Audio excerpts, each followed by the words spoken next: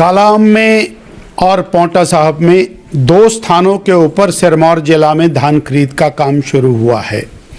हमारे यहाँ का जो किसान है वो लगातार पिछले 30-40 साल से हरियाणा की मंडियों के अंदर अपना धान बेचने के लिए जाता था और कालाअंब में और पांवटा साहिब में धान खरीद का जो केंद्र खुला है वो पहली बार खुला है, जिससे किसान को बहुत बड़ी राहत मिलेगी।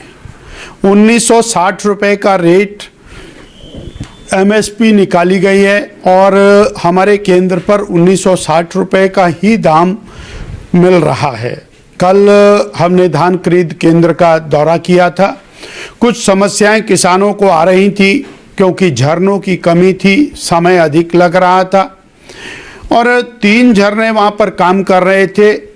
आज 8 झरने वहाँ पर काम करना शुरू कर देंगे।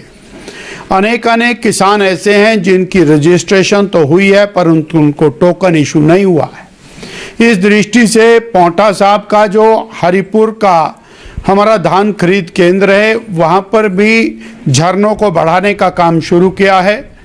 हम ये अनुमान कर रहे हैं कि पहले 25 किसान प्रतिदिन अपना धान वहाँ पर बेच पा रहे थे।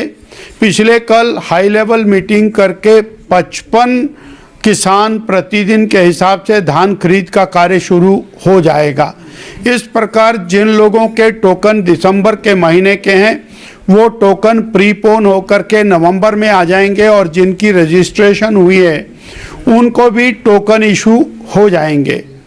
हम प्रयासरत हैं कि एक धान खरीद केंद्र और शुरू हो। अब उसमें एफसीआई के जो एमडी हैं केंद्र सरकार से उसकी अनुमति की आवश्यकता है।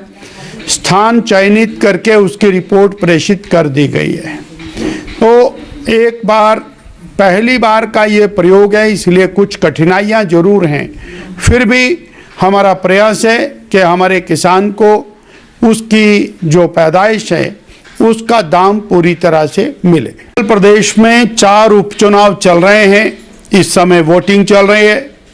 अर्की विधानसभा क्षेत्र में भारतीय जनता पार्टी के उम्मीदवार श्री रतन सिंह पाल, उन्होंने काफ़ी अच्छा काम किया है। पिछले 3 साल 4 साल हारने के बावजूद उन्होंने लगातार जनमानस की सेवा करने का प्रयास किया। श्री जयराम ठाकुर जी ने अर्की विधानसभा क्षेत्र की जनता को विश्वास दिलाया है कि वो भारतीय जनता पार्टी का उम्मीदवार विधायक बनाए और 1 साल में सरकार अर्की विधानसभा क्षेत्र को विकास के नक्शे पर आगे बढ़ाएगी। मुझे विश्वास है कि अर्की की जनता भारतीय जनता पार्टी के साथ कदम से कदम मिलाकर चलेगी।